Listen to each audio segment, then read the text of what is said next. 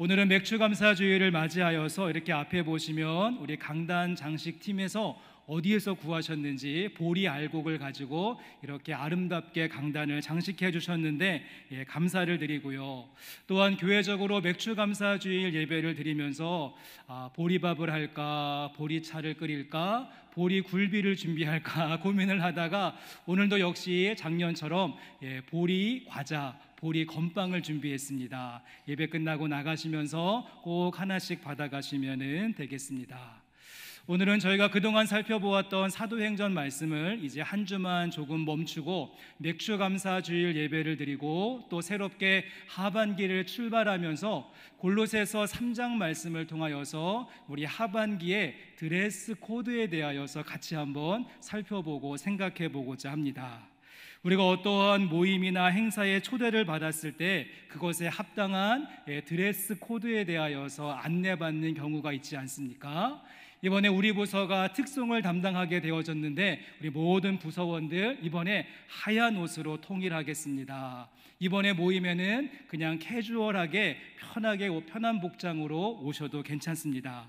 이번 행사에는 격식을 갖추어서 포멀하게 정장 차림을 가지고 와주시면 감사하겠습니다. 이렇게 그 모임의 분위기와 행사의 성격에 따라서 합당한 옷을 입는다는 것은 참 중요한 일이지 않습니까?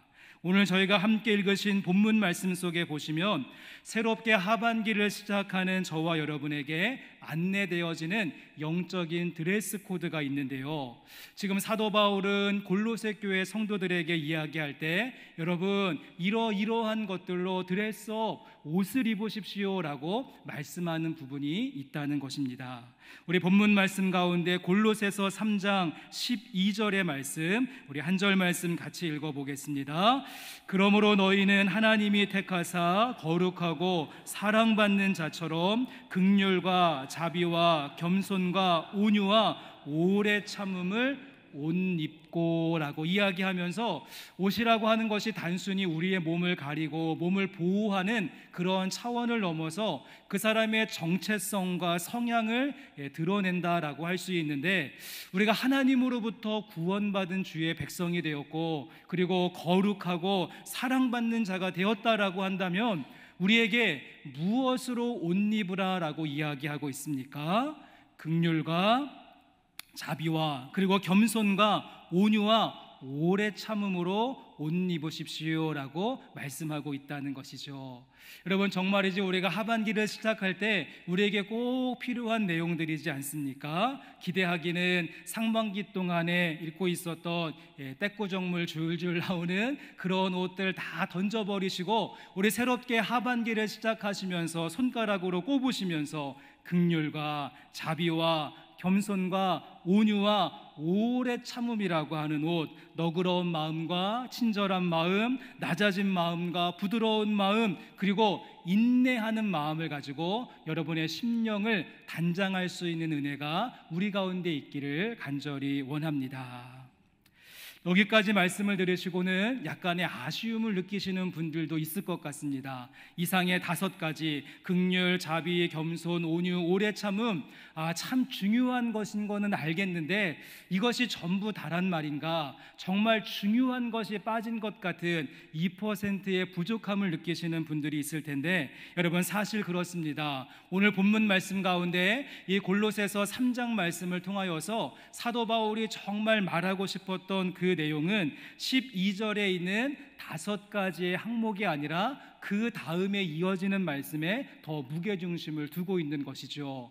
그래서 이 긍휼부터 시작하여서 오래 참음까지의 5가지는 그냥 한 절 말씀에 묶어서 쭉 이야기했다면 정말 우리가 하반기를 시작하면서 꼭 입어야 되는 그러한 옷은 그 다음에 이어지는 2절 말씀을 통하여서 또 그 다음에 이어지는 3절 말씀을 통하여서 우리에게 설명해 주고 있는 구조입니다. 그래서 오늘은 저희가 함께 사도 바울이 정말 말하고 싶었던 하반기를 시작하는 우리가 꼭 입어야 되는 신상 아이템, 새로운 옷은 무엇인가 같이 한번 말씀을 통하여서 살펴보기를 원하는데요. 사도 바울은 우리에게 원피스가 아니라 투피스. 그래서 두 가지를 이야기합니다. 그 중에 먼저 하나, 우리가 어떤 옷을 입어야 되는가? 우리 본문 말씀 가운데 13절과 14절의 말씀도 같이 한번 읽어보겠습니다. 누가 누구에게 불만이 있거든 서로 용납하여 피차 용서하되 주께서 너희를 용서하신 것 같이 너희도 그리하고 이 모든 것 위에 사랑을 더하라. 이는 온전하게 매는 띠니라. 여러분, 사도 바울이 무엇이라고 이야기합니까? 이 모든 것 위에 무엇을 더하라고요? 사랑을 더할 수 있어야 된다. 이 모든 것 위에 사랑을 더하라. 이 모든 것이라고 하는 것은 앞에서 보셨던 그런 내용입니다. 5가지의 항목, 긍휼부터 시작되어져서 오래 참음에 이르기까지 이 모든 것 위에, 좀 날씨가 폭염이라서 자꾸만 껴입는 것이 부담스럽긴 하지만 이상의 5가지 모든 것 위에 사랑을 덧입히십시오. 사랑을 입으십시오. 여러분, 그러기에 하반기를 시작하는 우리에게 필요한 또 하나의 중요한 옷은 사랑의 옷을 입는 것임인 줄, 사랑의 옷을 입어야 된다는 사실을 꼭 기억하는 우리 성도님들 되시기를 바랍니다.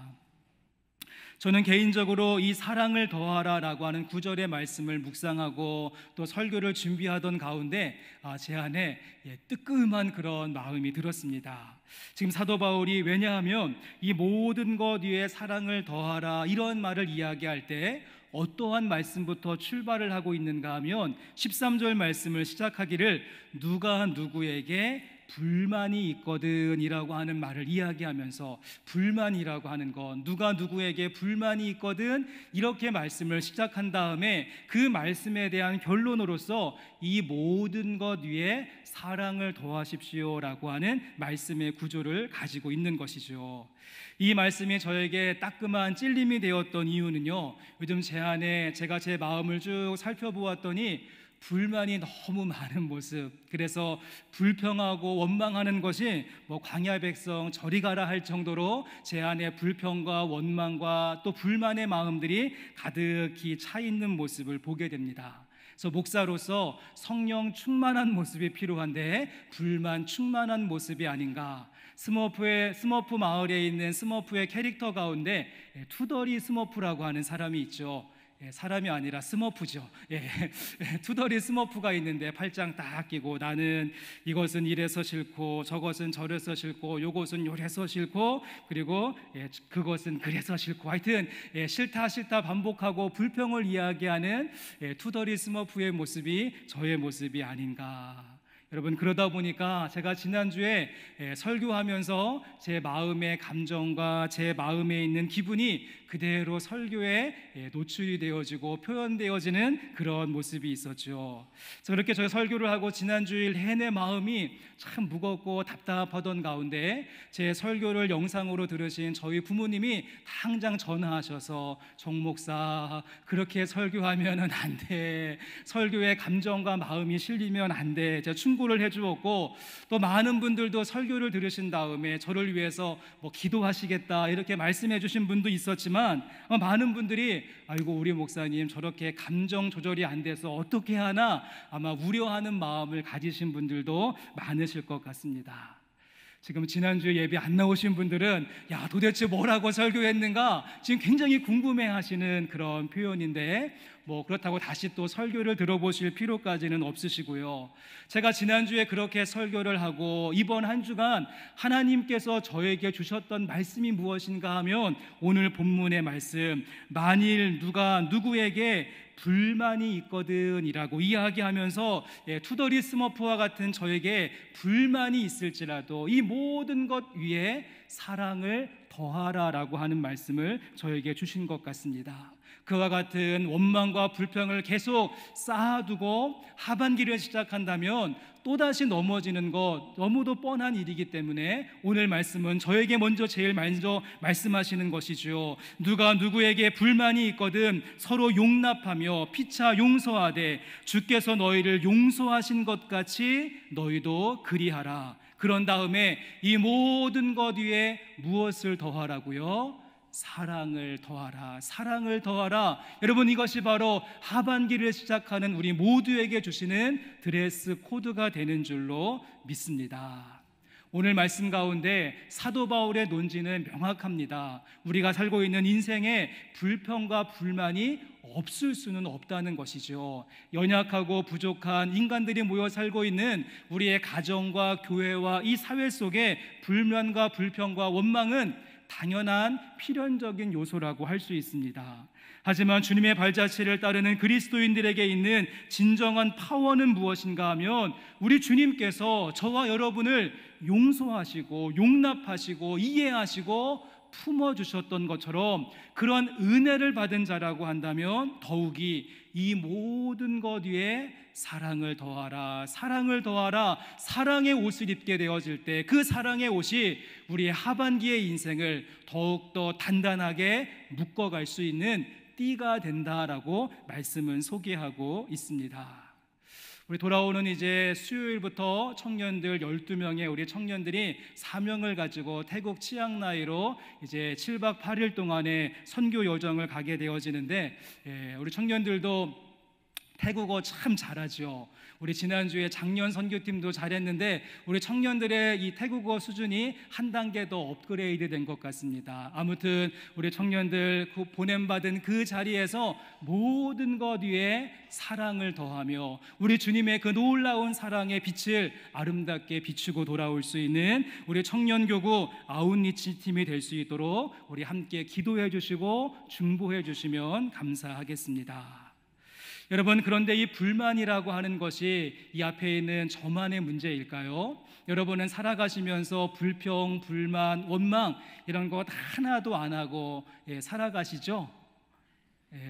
다 그렇다고 끄덕끄덕 하시는데 어떻습니까? 회사마다요 고객 불만 센터를 잘 운영해야지 회사가 유지되어질 수 있고, 또 군대를 가면은 병사들의 불만을 듣는 소원 수리함이 있는가 하면 청와대 홈페이지를 들어가면 가장 먼저 나오는 내용이 국민들의 그런 불만과 애로사항을 청원할 수 있는 국민 신문고가 있음을 보게 됩니다. 또한 우리가 어떤 교회가 좋은 교회라고 이야기합니까? 성도님들의 불편사항 또 애로사항을 잘 해결해 주는 그러한 교회. 오늘 에어컨의 온도가 높습니다, 낮습니다, 마이크의 볼륨이 크군요, 작군요, 점심 예찬의 국이 싱겁습니다, 짭니다, 이런 이야기 잘 들어서 불편한 것 잘 해소하는 교회가 좋은 교회라고 하지 않습니까?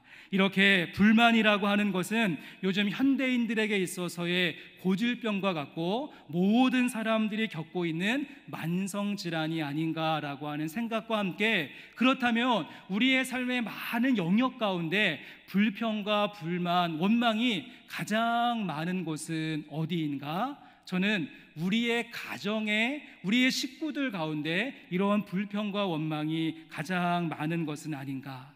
우리 가운데 있는 익숙함과 편안함, 그리고 내가 함부로 해도 된다라고 하는 쉬운 생각 때문에 우리의 가정 속에 불만의 일들이 차곡차곡 쌓여지고 있는 것은 아닌지, 여러분 그런데 한번 곰곰이 생각을 해보시기를 바랍니다. 여러분의 가정에 있는 불만과 불평의 일들 한번 생각해 보시면 정말 그것이 중대한 일 때문에, 엄청난 일 때문에 그런 불평과 불만이 생기지는 않았을 것입니다. 지금 남편과 아내의 사이가 불만으로 인하여서 관계가 소원해지신 분들, 정말 남편과 아내가 죽을 죄를 지었습니까?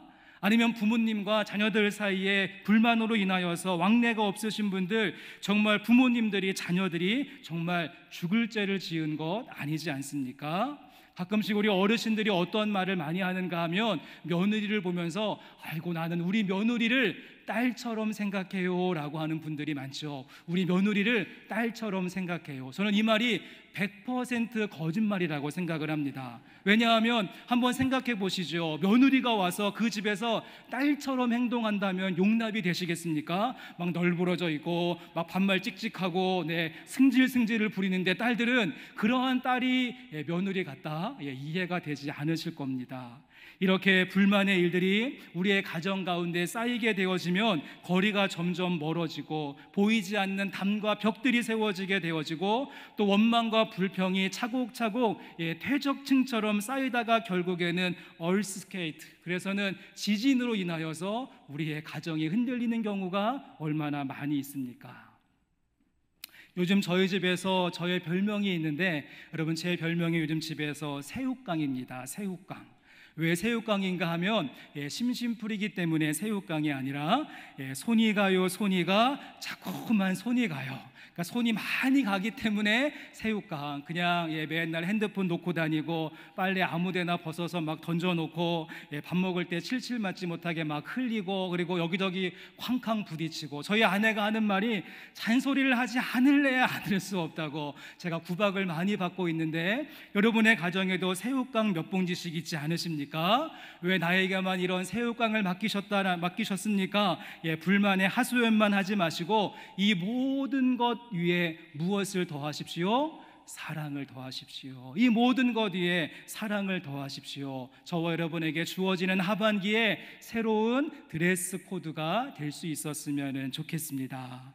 찬송가 135장 3절 가사에 보시면 허물 많은 베드로를 용서하시고 의심 많은 도마에게 확신 주시며 사랑하는 그의 제자 가슴에 안고 부드러운 사랑으로 품어주셨네. 우리들의 마음속에 불평과 원망과 불만이라고 하는 이 3종 세트가 우리의 마음에 채워질 때마다 꼭 기억하십시오. 나를 용서하시고 용납하신 그 주님의 사랑과 그 은혜에, 그 은총에 기인하여서 상반기 동안 쌓여 있었던 모든 쓴뿌리를 다 던져버리시고 그 위에 사랑을 더하라. 그 위에 사랑을 더하라. 사랑의 옷을 멋지게 차려입고 새롭게 출발하시는 2025년도 하반기에 여정이 되실 수 있기를 주님의 이름으로 간절히 소망합니다.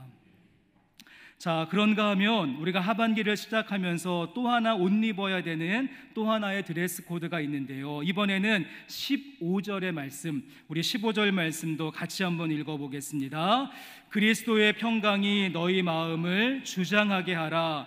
너희는 평강을 위하여 한 몸으로 부르심을 받았나니 너희는 또한 감사하는 자가 되라. 사도 바울이 너희는 또한 무엇하는 자가 되라고 이야기합니까?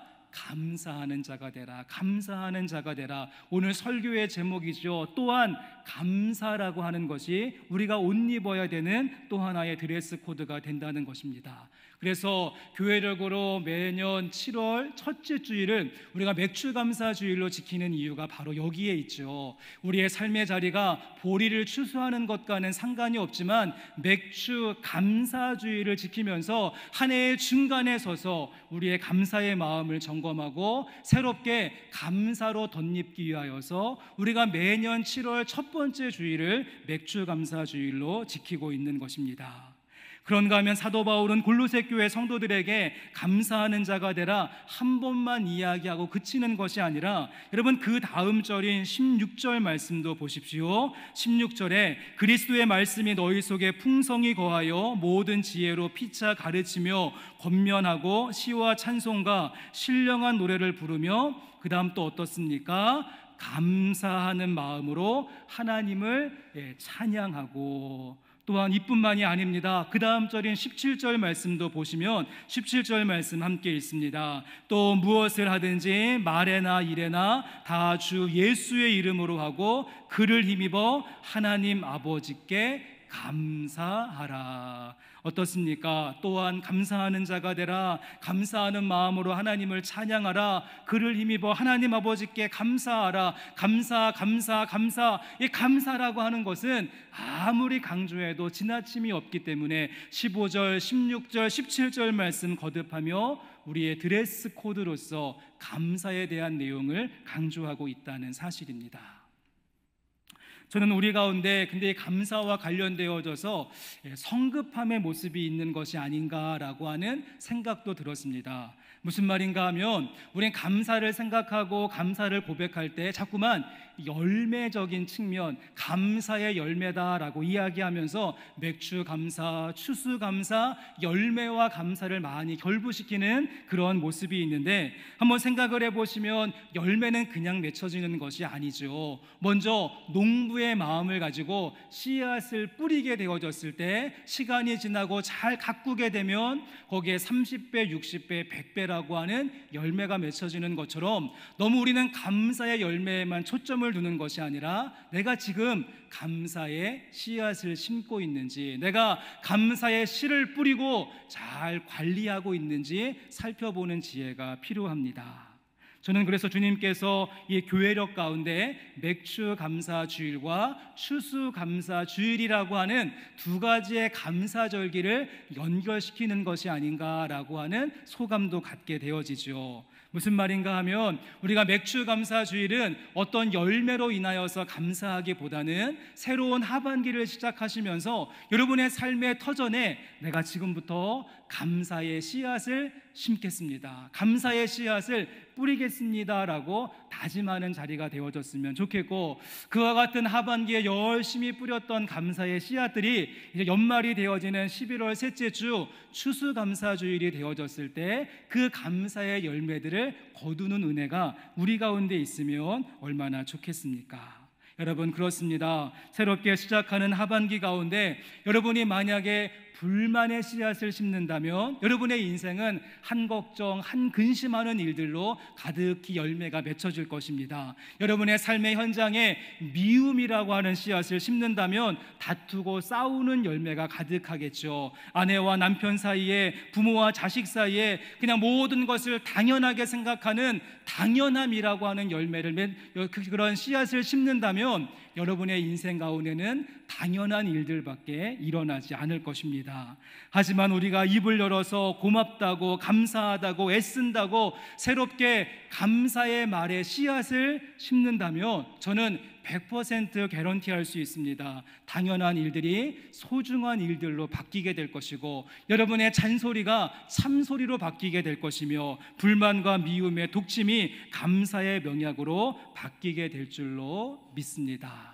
저는 그래서 개인적으로 우리가 함께 읽은 말씀 가운데 17절 말씀을 저희 하반기의 주제 성구로 정하였습니다. 17절 말씀, 정말 읽으면 읽을수록, 묵상하면 묵상할수록 내가 무엇에 집중해야 되는가 새로운 깨달음을 주는데요. 17절 다시 한 번만 보여주시면, 또 무엇을 하든지 말에나 일에나 다 주 예수의 이름으로 하고 그를 힘입어 하나님 아버지께 감사하라. 여러분, 아멘이십니까? 우리가 무엇을 하든지 간에, 내가 어떤 말을 하고 내가 어떤 행동을 하든지 간에 이 모든 것을 우리 주 예수 그리스도께 하듯 그렇게 하고, 그 주님께서 주시는 힘을 덧입어서 하나님 아버지께 감사할 수 있는 모습, 그와 같이 감사하는 자가 되라, 우리에게 주시는 말씀입니다. 일본에서는요, 일회용 사진기로만 찍은 사진만 제출할 수 있는 그런 사진 콘테스트가 있다라고 하죠. 그러니까 다양한 기능을 가진 고성능의 DSLR에 또 이렇게 긴 막 이런 대포처럼 생긴 렌즈, 그런 거 장착하지 않고, 그리고 어떤 에디팅이나 어떠한 뽀샵 처리 하나도 하지 않고 그냥 이 작가가 이 피사체와 합의를 할 수 있는 그 실력을 보기 위하여서 일회용 카메라로 찍은 사진만 인정해주는 그런 사진 콘테스트가 있다라고 하는데요. 저는 감사와 관련되어져서 우리 가운데도 이와 같은 모습이 필요하다고 생각을 합니다. 최신식 고가의 카메라 장비로 사진을 찍고 또 다양한 또한 편집 프로그램을 가지고 보정을 한다면 누구나 손쉽게 근사한 작품을 만들어낼 수 있을 것입니다. 하지만 우리 주님께서 원하시는 감사의 내용은 누구나 쉽게 말할 수 있는 그런 감사가 아니라, 비록 내 인생 가운데 무화과 나무 잎이 마르고 포도 열매가 없으며 밭에 소출이 없고 외양간에 우리가 없을지라도, 내 사업이 망하고 직장들이 흔들리고 병이 들고 사람들로부터 배신당하고 사랑하는 이를 먼저 떠나보냈을지라도, 그럼에도 불구하고 일회용 사진기 가지고 난 여호와로 인하여 즐거워하리, 난 구원의 하나님의 이름을 찬송하겠습니다. 그리 아니하실지라도의 감사의 모습 우리 주님은 기대하신다는 사실입니다. 얼마 전까지 인기가 있었던 넷플릭스에 있는 프로 가운데 흑백 요리사라고 하는 프로가 있었는데 어떻게 보셨는지 모르겠습니다. 제가 이 흑백 요리사라고 하는 프로를 보면서 아주 인상 깊게 보았던 한 파트가 있는데요. 제가 사진을 준비했는데 한번 보여주시면 이제 똑같은 주제를 가지고 두 명의 요리사가 요리 대결을 펼치게 되어집니다. 그리고 심사위원들은 눈을 가리고 공정하게 맛을 보고 평가를 합니다. 그래서 이렇게 두 명의 이제 요리사가 실력을 겨루게 되어지는데, 이쪽에 보시면 하얀색 옷을 입은 요리사는 나이가 지긋하게 든 한식 명인인 사람이고요. 이쪽에 있는 젊은 요리사는 요즘 각광받고 있고 샛별같이 떠오르는 핫한 그러한 요리사가 똑같은 음식을 가지고 이제 똑같은 주제를 가지고 음식을 만들게 되어집니다. 근데 보이시는지는 모르겠는데 이 한식 명인인 하얀색 옷을 입었던 요리사는요, 어떻게 음식을 만들었습니까? 그냥 딱 국 한 그릇만 내놓게 되어졌고요. 이쪽에 있는 까만색 옷을 입은 젊은 요리사는요, 큰 냄비에 온갖 좋은 재료를 이쁘게 장식하여서 진수성찬을 내놓게 되어집니다. 여러분, 그런데 결과가 어떻게 되어졌을까요? 모든 심사위원들이 눈을 가리고 맛을 보았는데요, 놀랍게도 만장일치로 왼쪽에 있는 한식 명인의 손을 들어주었습니다. 아무리 화려하고 기가 막힌 요리를 가지고 왔어도 이 한식 명인이 담아내고 있는 그 담백하고 깊은 국물 맛을 이겨낼 수는 없었던 것이죠. 여러분, 참고로 오늘 예배를 마치시고 교회 식당에 내려가시면 흑백 요리사도 울고 갈 만큼의 우리 교회 애찬팀에서 준비한 맥주 감사주일 깊은 맛을 내는 음식이 준비되어져 있으니까요, 오늘 그냥 가지 마시고 한술 꼭 뜨시고 가시면 좋겠습니다. 저는 그런데 이 모든 프로가 끝나게 되어지고 여기에서 패배자가 되어졌었던 이 젊은 요리사가 남겼던 말이 지금도 제 귀에 생생한데, 이 젊은 요리사가 마지막에 무엇이라고 인터뷰를 했는가 하면, 본인은 10년 동안 열심히 연구하고 준비하고 학습하고 나름대로 애를 썼는데 내가 놓쳐버린 것이 하나 있다. 내가 놓친 것 하나는 무엇인가 하면 덜어냄의 미학을 내가 잊었었다라고 이야기를 하는 것이죠. 자신은 화려하게 많은 것들을 차리는 것을 최고라고 생각했는데 덜어냄의 미학이 필요하다라고 하는 이야기, 여러분, 우리의 감사의 모습도 마찬가지라고 생각이 되어집니다. 우리의 감사에도 덜어냄의 미학이 있어야 하지 않을까요? 많은 분들이 자꾸만 더 채우려고 하고 자꾸만 더 쌓으려고 하고 자꾸만 무엇인가를 부으려고 하는데, 우리가 덜어내고 또 덜어낼 때 진정한 감사의 제목이 무엇인지 주님 안에서 발견하게 될 것이고, 우리는 그 감사의 제목들을 가지고 오늘 사도 바울이 말씀해 주는 것처럼 또한 감사하는 자가 될 줄로 믿습니다. 이제 말씀을 마치면서 김현승 시인의 감사하는 마음이라고 하는 시를 읽어드리고 오늘 말씀을 마치려고 하는데요, 받았기에 누렸기에 배불렀기에 감사하지 않는다. 추방에서 맹수와의 싸움에서 낯선 광야에서도 용감한 조상들은 제단을 쌓고 첫 열매를 드리었다.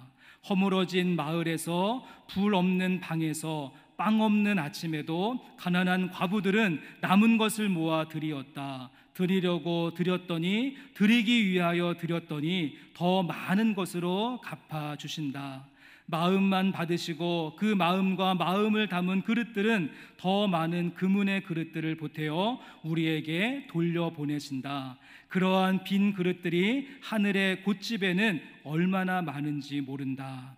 감사하는 마음, 그것은 곧 아는 마음이다. 내가 누구인지를, 그리고 주인이 누구인지를 깊이 아는 마음이다. 전 이 시의 마지막 그 구절이 참 인상적이고 제 마음속에 많이 남습니다. 감사하는 마음, 다른 것이 아니죠. 감사하는 마음은요, 아는 마음인데 내가 누구인지를, 그리고 주인이 누구인지를 깊이 아는 마음, 이와 같은 감사의 마음을 가지고 출발하는 여러분의 하반기 여정이 되실 수 있기를 간절히 원합니다. 오늘 말씀 가운데 사도 바울은 하반기를 출발하는 우리들에게 두 가지의 드레스 코드를 이야기해 주었습니다. 모든 것 위에 사랑을 더하라. 사랑의 옷을 입으시고요. 너희는 또한 감사하는 자가 되라. 감사의 옷을 입으시고 힘차게 출발하시는 2025년도 하반기의 삶의 현장이 되시기를 주님의 이름으로 간절히 축원합니다.